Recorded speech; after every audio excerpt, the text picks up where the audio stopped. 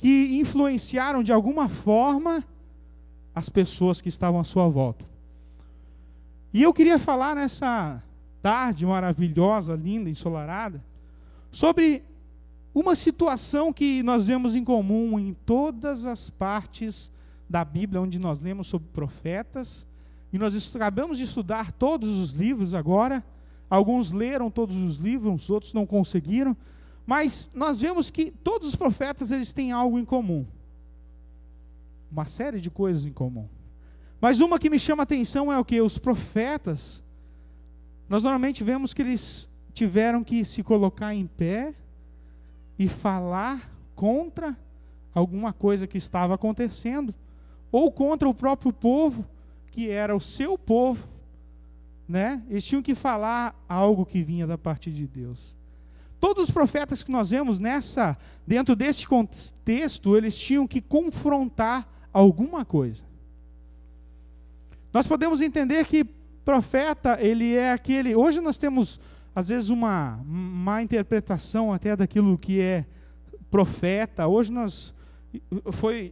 digamos assim, foi banalizado o termo, né? Porque hoje qualquer um é profeta. Profeta de não sei o quê, profeta de não sei o quê, profeta de não sei o quê. Todo mundo é profeta, é tão fácil ser profeta que hoje qualquer um é chamado de profeta e leva esse nome fácil, já está exercendo, nem sabe o que é profeta, na verdade.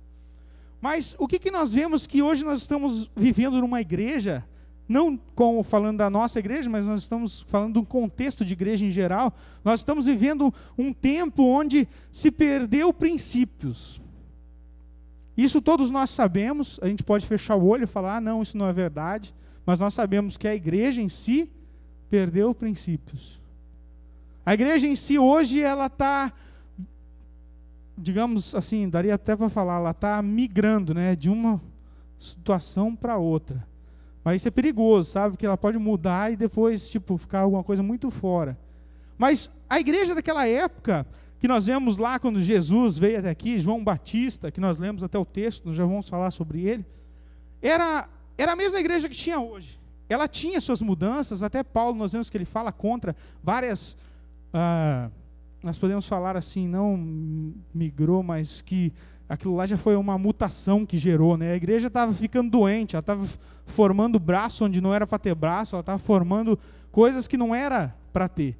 Mas aí nós vemos como é o perigo de alguma coisa que é má gerada, ou alguma coisa que ela não é, conduzida da maneira correta. Pessoas pegaram ali, começaram a abrir trabalhos novos, que naquele tempo não tinha igrejas. Então, alguém aceitava Jesus aqui hoje, ele já ia para algum lugar e abria uma igreja nova, outro ia para outro lugar, abria uma igreja nova. Que nem nós vemos o avivamento que aconteceu aqui nos Estados Unidos, na época, lá no começo do século XIX, né? 1900 e alguma coisa, que houve avivamento aqui, e nós vemos que alguém daqui foi para lá para o Brasil, outro foi para outro lugar, outro foi para outro lugar. Eles receberam a carga e eles saíram derramando essa unção e fundando novos trabalhos, novos ministérios e novas coisas. Mas aí nós vemos que tem uma deficiência, que a igreja, nesse meio tempo, algumas igrejas ficaram liberais demais, outras fechadas demais, outras perderam aqueles princípios que deveria existir, que é lá dos Atos dos Apóstolos. Todos aqueles princípios, houve aí uma mudança. Mas uma coisa que não pode perder, a gente tem que sempre estar atento, que nos é chamado e nos dado algo que nós temos que manter dentro daquele livro de Atos dos Apóstolos. Nós podemos até ver alguma ideia nova, alguma coisa nova, mas nós sempre temos que voltar em Atos e ver se realmente aqueles cristãos primitivos, eles viveram isso. Se aquele avivamento que aconteceu lá no dia de Pentecostes, nós estamos encaixados dentro do mesmo avivamento ou não.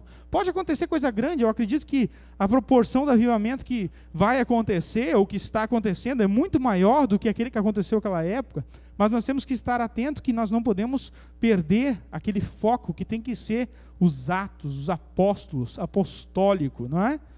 E nós vemos nesse texto que eu li primeiro, Naum, ele era um profeta, e ele teve que confrontar aquela cidade de Nínive, que nós conhecemos a história de Jonas também, que teve que confrontar essa cidade. E nós vemos que pessoas tiveram que Quando ele recebeu essa palavra do Senhor, agora pensa um pouquinho aí você. Você está aqui tranquilo hoje vivendo, nem fala que você está aqui na igreja, mais longe ainda. Você está lá na sua fazendinha, você está tranquilo aqui, voltou lá para o Brasil, você tem uma área de terra enorme, você está tranquilo lá na sua fazendinha, seus cavalinhos, tudo trabalhando, arando a terra. De repente você é chamado por Deus, Deus aparece a você num sonho, numa noite, e te entrega uma palavra de juízo. Ó, vai lá para o prefeito da cidade, você vai falar isso. Você era o cara perfeito, você estava tranquilo, vivia uma vida sem nenhum problema, não tinha nenhuma dificuldade. Aí, de repente, Deus te entrega uma palavra que você vai ter que sair daquele seu conforto e ainda ir para alguém que tem poder sobre até a sua vida, e você vai ter que entregar algo ali que Deus te entregou para entregar para aquela pessoa, e você vai ter que falar para aquela pessoa, sendo que aquela pessoa pode até talvez mandar te matar se ela quiser. Olha o que é, no que a gente está envolvido quando a gente se envolve na obra de Deus. No que a gente pega para nós, quando a gente aceita Jesus, não vem só uma coisa, não vem só, agora você é crente e acabou. Não, vem um pacote junto de coisas que você tem que usar na sua vida. Você tem que usar no seu ministério. Muitos podem deixar isso aí adormecido. Talvez você nunca vai. Mas o povo Paulo nos fala, buscais os dons, busque os dons. E uma igreja sadia, ela tem que ter dons, e tem que receber novos dons, e tem que ter novos dons, mas para que isso aconteça, nós não podemos nunca ter medo daquilo que Deus nos fala e nos faz para fazer. Se nós não tivéssemos, se esses homens dos profetas, que nós vemos, dos profetas que nós estudamos, os profetas maiores também, se todos eles tivessem recebido a palavra do Senhor e tivessem simplesmente deixado, eles não estariam nem escritos na Bíblia. Eles estão escritos na Bíblia porque gerou realmente, aquela palavra deles, ela gerou alguma revolta no povo, ou gerou algum benefício no povo, ou gerou alguma coisa, mas o importante era o quê? A voz de Deus sendo falada para as pessoas. A gente hoje pensa, não, tem profetas na igreja, eu não preciso buscar esse dom. A gente tem que saber que cada um de nós somos um profeta. Uns estão adormecidos, outros estão esquecidos, e outros acham que nem são. Porque não, mas já foi entregue para você. Agora, não tenha medo quando você sente. Aconteceu uma coisa esses dias que eu estava até brinquei com a Kelly. Eu estava com o meu telefone mandando uma mensagem para ela o dia inteiro. Era 11 horas da manhã, nós tínhamos um ensaio à noite. 11 horas da manhã eu pego meu telefone, vou digitando a mensagem para mandar para a Kelly, para ela avisar sobre o ensaio à noite. No momento que eu aperto mandar a mensagem, eu recebi uma mensagem dela me falando sobre o ensaio. Naquele mesmo momento, eu falei, nossa, essa cara foi tão rápido assim, eu nem apertei mandar, já recebeu, já mandou de volta. Aí eu falei para ela, como é que você pode, foi tão rápido? E ela falou, não, foi por acaso, eu mandei agora a mensagem e na hora que eu estava mandando. Aí eu estava pensando, quantas vezes a gente recebe alguma... É uma pequena coisa. Esses dias eu estava no meu trabalho, eu tinha 2 carros meus, que eu tenho um espaço grande para guardar os carros que eu limpo. De repente eu peguei os carros, me deu para mover esses carros lá para frente. Peguei os carros, levei lá para os vendedores. De repente, o vendedor me liga, cadê o carro tal? Eu falei, a chave está em cima da sua mesa. Aí, mas como é que você sabia que eu ia pegar o carro agora? Eu falei, por acaso. Veio alguma coisa na mente, fui, levei o carro. Mas aí que a gente vê, como muitas vezes a gente passa batida, a gente vai trabalhar todo dia, a gente vai fazendo essas coisas normais, e Deus sempre botando coisas na sua mente. Faz isso, vai por aqui, dobra essa esquina, passa por ali, faz ali. Eu quero te falar que sua vida ela é muito mais influenciada por Deus do que você imagina. Você vive, na verdade, se sua mente estiver conectada com Deus, Ele está toda hora falando com você. Mas eu posso fazer 2 coisas. Ou ouvir, ou simplesmente, eu estou tão preocupado às vezes com as minhas coisas que eu não presto atenção naquilo que Deus está falando. Mas se nós colocarmos na nossa vida que a gente tem que realmente ser conduzido por Deus e entregar a nossa vida nas mãos de Deus a ponto de Ele poder nos conduzir, imagina que bonito que não seria. Mas tem muitos que recebem a palavra e vão, em vez de ir para Nínive entregar, pega o barco e vai, né, passear no meio da tempestade que Deus manda. Mas sobre profetas, nós estamos falando sobre profetas. Cada um de nós fomos chamados, escolhidos. Você está aqui não é por nada. Você está passando um domingo aqui na igreja, não é por nada. Você tem algo especial e Deus está vendo isso e Deus está te preparando para uma missão especial. Já pensou? Você tem que estar preparado para que um momento, daqui a pouquinho você está dormindo lá na sua casa e Deus entrega uma palavra para você sair. Elaine, você vai lá na casa do Ebenezer agora e você vai entregar uma palavra para ele assim, assim, assim. Nós temos que ter essa mentalidade, não pensar, não, Deus vai usar o pastor.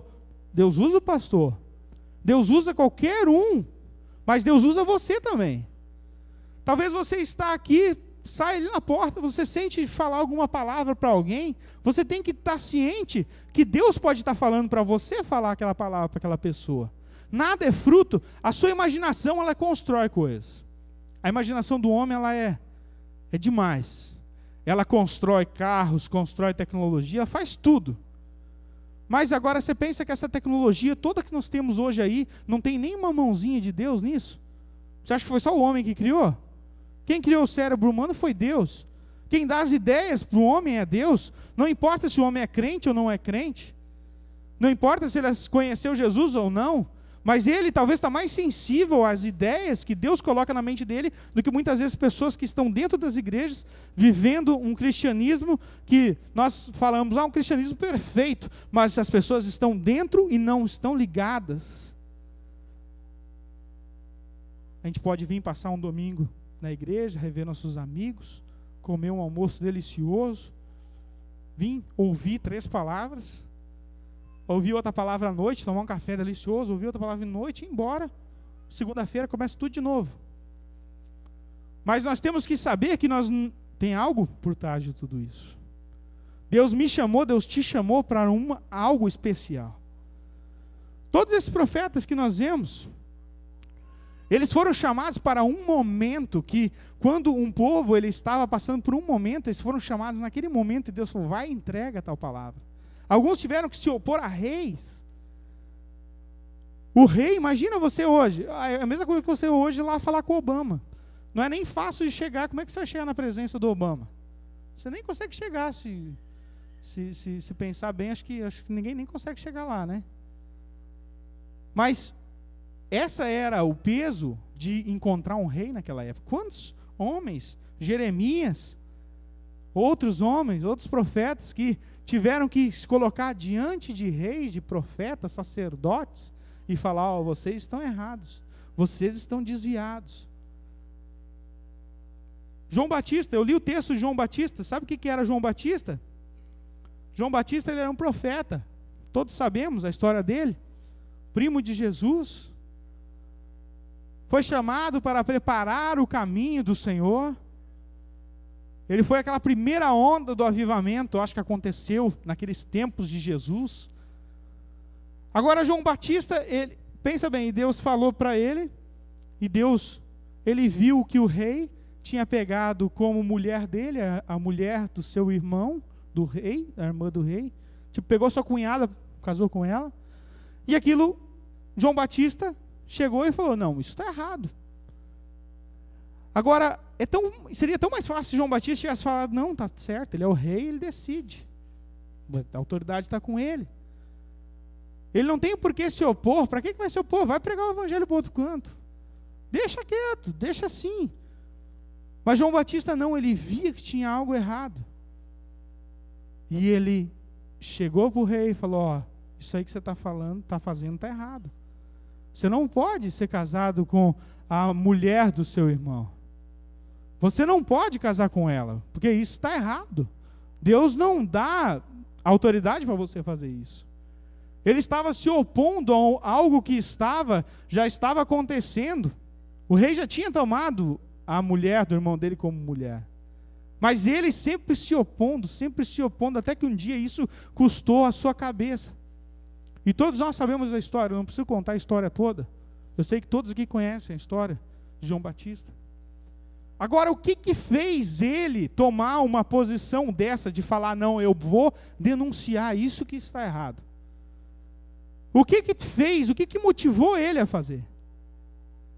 E qual é o peso que talvez ele teve quando ele teve que entregar essa palavra? Você acha que é simples? Faz você hoje entregar aí, pega alguém importante aí, vai falar que o cara está errado. Você admira o cara, você acha, uau, eu até queria ser que nem ele. Vai se opor a ele, vai falar, entregar alguma coisa. E se Deus falar que é para você entregar?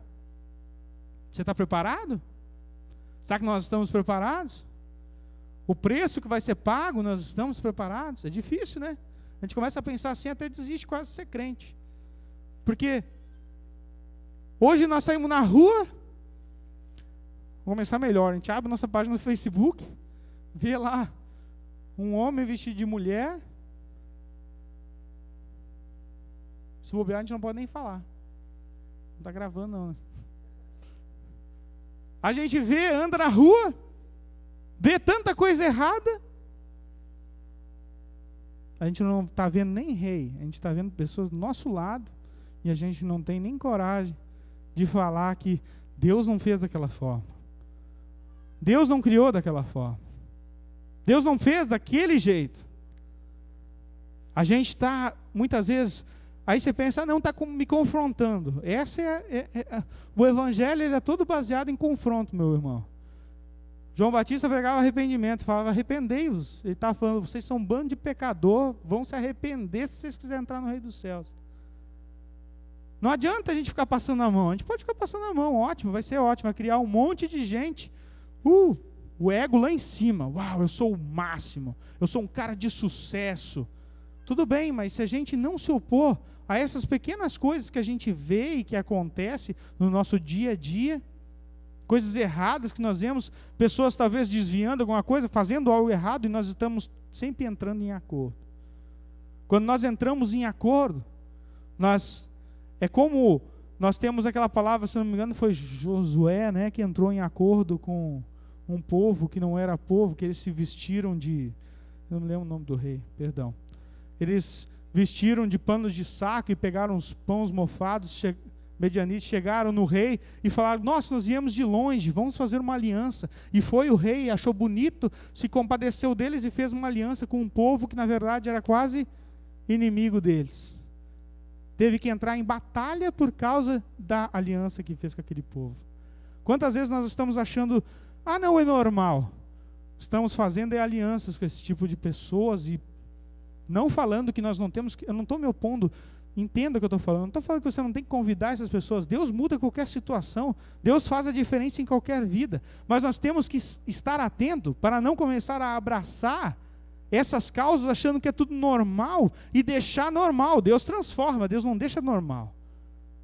A pessoa tem que entrar aqui na igreja, ela vai entrar daquela forma pecaminosa, ela vai entrar, mas ela tem que sair daqui já com a mentalidade, e o Espírito Santo aqui falando, está errado, está errado, está errado. Eu tenho que mudar, isso que é o arrependimento, que era pregado lá nos tempos dos profetas.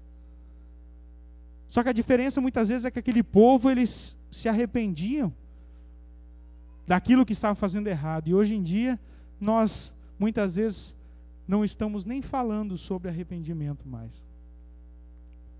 Você é profeta, meu irmão, eu sou profeta, todos nós aqui hoje, nós somos profetas dessa geração. Deus vai me usar, Deus vai te usar para confrontar, muitas vezes, pessoas, não confronto assim físico, mas Deus vai usar você vai ver alguma coisa errada aqui, eu já vou começar a orar no mundo espiritual, vou começar a falar, Deus, isso não está certo, eu não vou chegar para a pessoa e falar, aumentar o ego dela, não, você é a pessoa, você está certo desse jeito de pensar, não. O profeta da Bíblia, ele chegava perante o povo todo e falava, arrependei-vos, vocês estão errados. Ele confrontava pessoas, profeta com um monte de amizade, eu acho que não está exercendo o seu papel muito bem. Porque nós vemos João Batista, ele não tinha nem muitos amigos, as pessoas ouviam a palavra dele, porque achavam bonito, talvez, tinha um monte de seguidor, mas andava, nem convidava ele para comer churrasco, talvez, na casa deles, porque tinha que comer gafanhoto. aniversário dele, certamente não ganhava roupas, porque tinha que vestir de pele de camelo, não é? Muitas vezes hoje nós estamos, talvez, com a nossa casa cheia, tudo cheio, bonito. Nosso Facebook tem 1000 amigos. Mas e aí? Será que você não está abraçando muita coisa que talvez era para você estar orando sobre isso? Você não está aceitando muita coisa que talvez era para você estar confrontando? Não é, talvez você não está, será que você não está aceitando e deixando, eu já falei, eu contei um outro dia aqui, do testemunho lá de casa, que aconteceu lá em casa, de um joguinho que entrou na minha casa e depois eu tive um sonho sobre aquele jogo e todos aqui sabem, acho que todos ouviram. Nós estamos pegando coisas achando que é normal.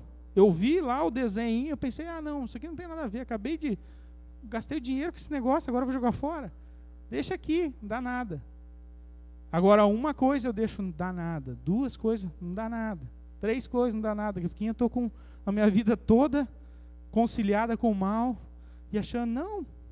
Aí vem a luta, vem 2, vem 3, vem a fome na nossa casa.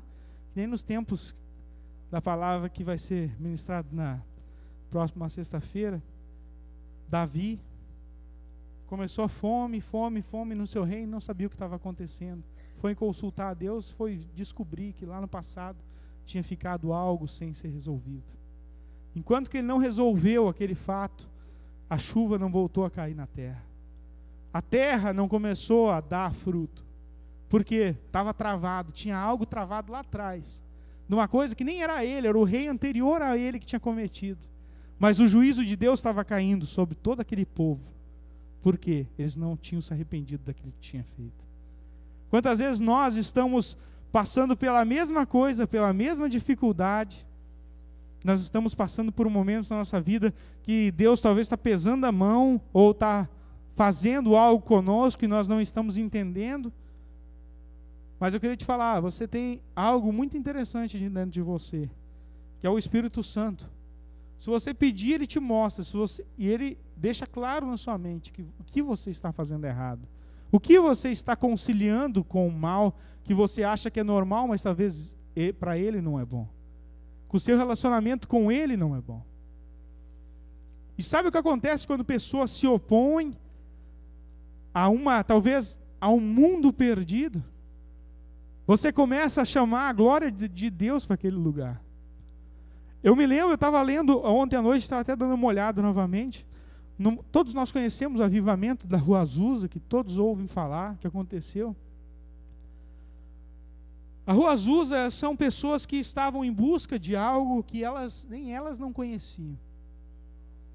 Elas estavam buscando um avivamento, um batismo com o Espírito Santo, na verdade, no começo, que eles nunca tinham sido batizados com o Espírito Santo. Eles eram cristãos, estavam na igreja, mas nunca tinham conhecido o Espírito Santo. Quando você começa a ler um pouco da história deles, você vê como começavam com os cultos. Os cultos eram simples, cantavam uma música, 2 músicas. Eram músicas, ficavam repetindo as músicas várias vezes. Não tinha nem música, às vezes, para tocar. A igreja que eles tinham no começo, na verdade, era um estábulo. Antes da igreja tinha sido um estábulo. Era um prédio comercial, pegou fogo no prédio, virou um estábulo com aqueles restos que tinham sobrado. E depois do estábulo vira uma igreja. Imagina como era bonita essa igreja. Devia ser toda suja. Naquele tempo talvez não tinha hoje derruba tudo e constrói novo. Mas naquela época, e o dinheiro? Nem se tinha dinheiro para construir. Mas agora nós vemos pessoas com sede de algo que elas não tinham, que elas não conheciam, o Espírito Santo, o avivamento. Só se ouvia falar de avivamento, mas ninguém conhecia. Aquela época ali, onde eles estavam, ninguém conhecia esse avivamento. De repente começam a orar, a buscar, e começa a cair um avivamento ali, começa a se levantar, pessoas falarem em línguas, profetas para cá, começaram a orar pelos doentes, e o ministério se levantou do nada. E o que me chama mais atenção não é isso. É uma história que até eu estava lendo na internet, eu desconhecia isso. Na verdade, eu tenho que buscar mais fontes, mas achei em vários lugares essa mesma história, que nos fala que o avivamento aconteceu, na verdade, teve um ponto que foi o auge daquele momento, que aconteceu que foram 3 dias que o culto não acabava, ninguém conseguia sair daquele lugar, daquela igreja, que quando o avivamento, o Espírito Santo desceu, e isso aconteceu no dia 15, se não me engano, ou 14 de abril de 1906, foram 3 dias onde pessoas da cidade, só ao botar o pé dentro da casa onde estava sendo feito aquele templo, as pessoas caíam, arrependidas, pessoas a um quarteirão de distância, caíam ajoelhadas no chão, se arrependendo dos seus pecados, sem ninguém nunca ter pregado para elas. Hoje nós precisamos de coisas assim, de avivamento. Nós não vamos ganhar Manchester se nós ficamos só de cabeça baixa esperando cair fogo do céu. Nós temos que fazer algo, nós temos que fazer algo a mais. E Deus, o Espírito Santo nos mostra muitas vezes o que fazer, Ele mostra para você ideias, compartilhe. Esse avivamento interessante, depois desses 3 dias que aconteceu, que nos conta a história, na internet, você pesquisando, você acha. Um jornal chamado Los Angeles Daily Times, alguma coisa assim, mandou até alguém, esse avivamento se tornou tão grande nesse momento, nesse auge que teve, que espalhou para tudo que é lado, que lá está acontecendo algo diferente. Eles mandaram até um repórter lá ver o que estava acontecendo para escrever naquele jornal. De repente, chega o repórter lá e a manchete do jornal que ele escreve, nós temos como se fosse uma nova Babel aqui.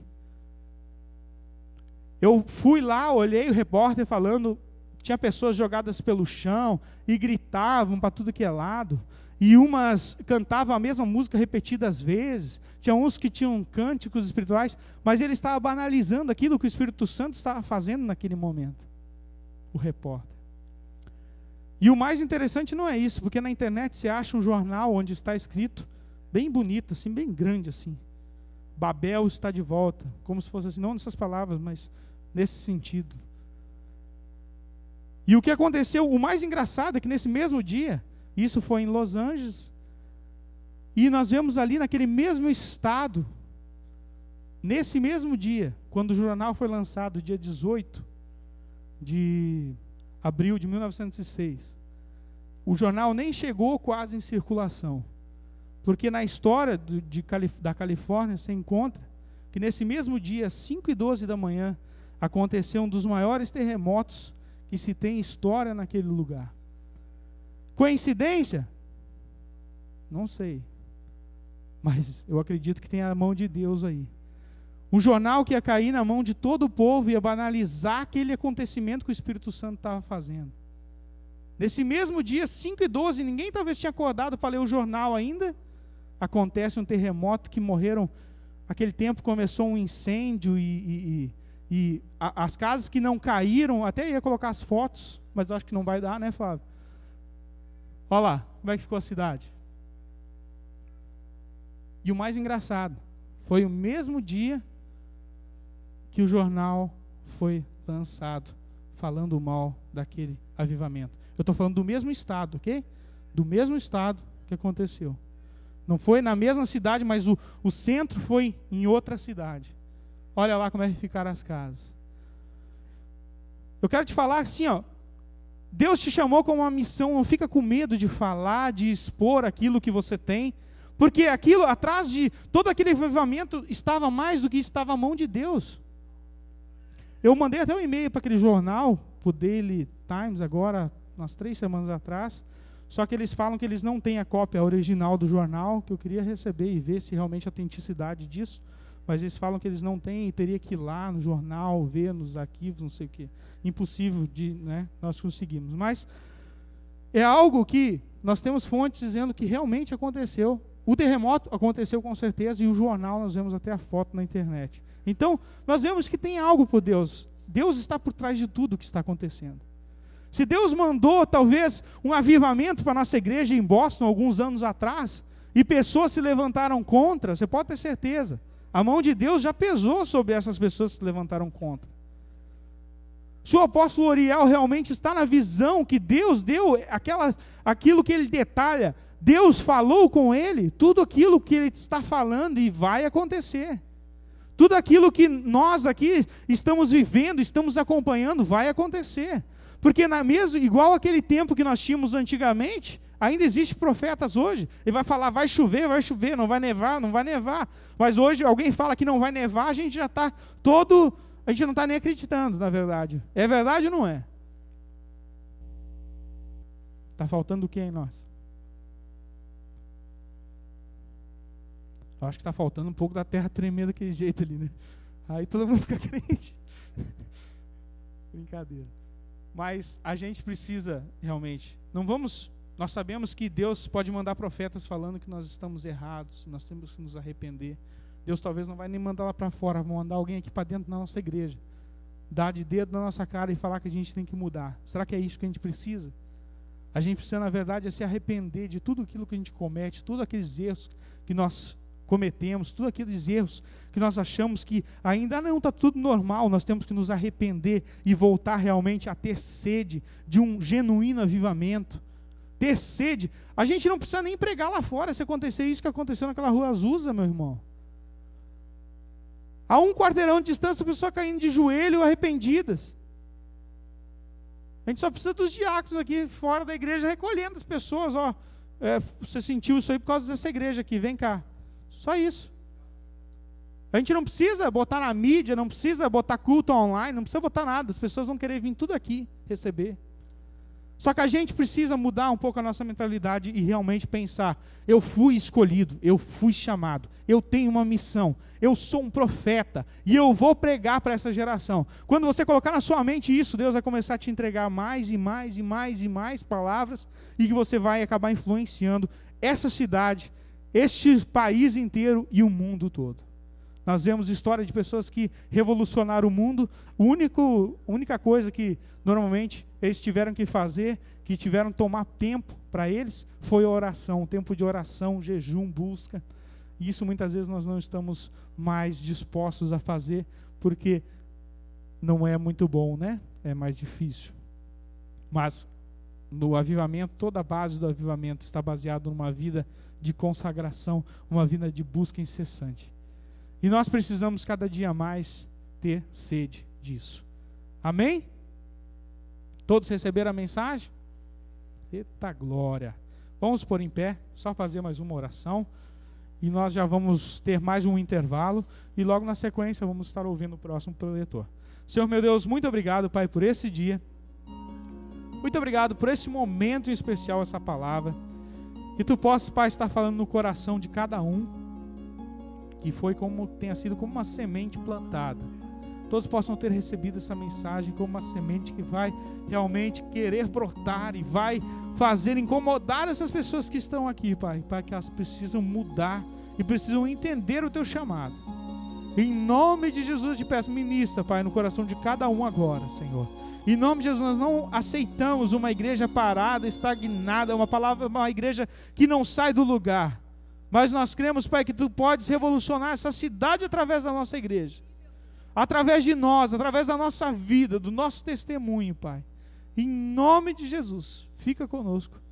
Amém. Você está livre, se quiser ir do banheiro. 5 minutinhos. 10 minutos é muito. 5 minutos, nós já vamos estar entregando alguns números novamente. Vamos estar fazendo algum sorteio novamente.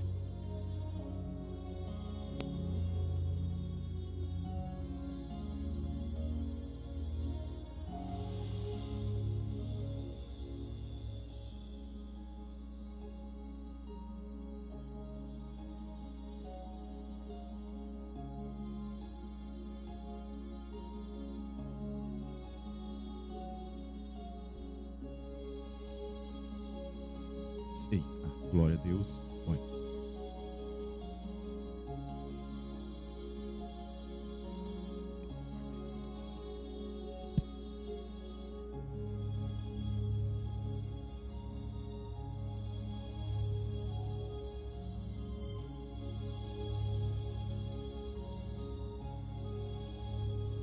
Aleluia. Som. Ei, ó. Ei, som. Ei,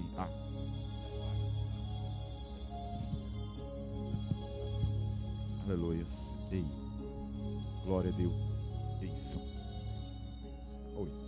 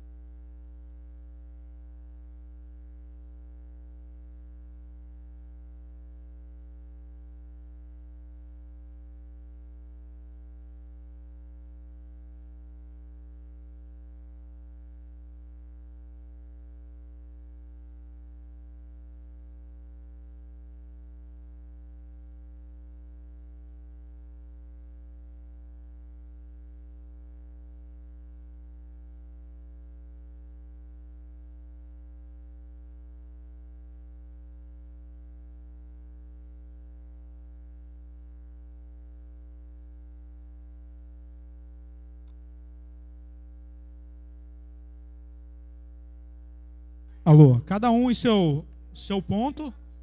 Vamos começar a guerra.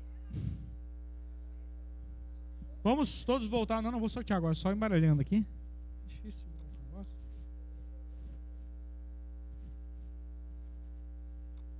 Todos pegaram seus papeizinhos.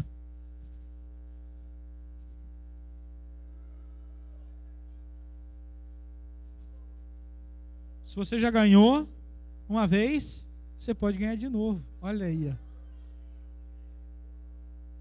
Olha aí, ó. Aí tem alguma coisa, né? Todos que puderem voltar aos seus assentos, vocês estão ouvindo, está aí embaixo do banheiro, está aí na cozinha, por favor. O café vai ser às 6 horas. A maioria já está de volta. Jorge, vem cá, dá o seu recado. Eu vou continuar embaralhando isso aqui, nós já vamos fazer o sorteio. Dormindo. Irmãos, Pai do Senhor, nós vamos lançar um desafio aí para esse ano 2013 e vamos começar aqui já, nós vamos estar estendendo até dia 31. Nós vamos estar lendo o Novo Testamento durante 30 dias no mês de janeiro e fazer um culto de ação de graça no dia 2. E aí nós gostaríamos de saber quem está com vontade aí de encarar esse desafio durante o mês de janeiro. Vai entregando lá, Mike, ó. Vai levantando a mão aí, como é que vai entregando aí. Quem quiser, já tem o cronograma que fala? Cronograma, sister? Tem um cronograma aí certinho.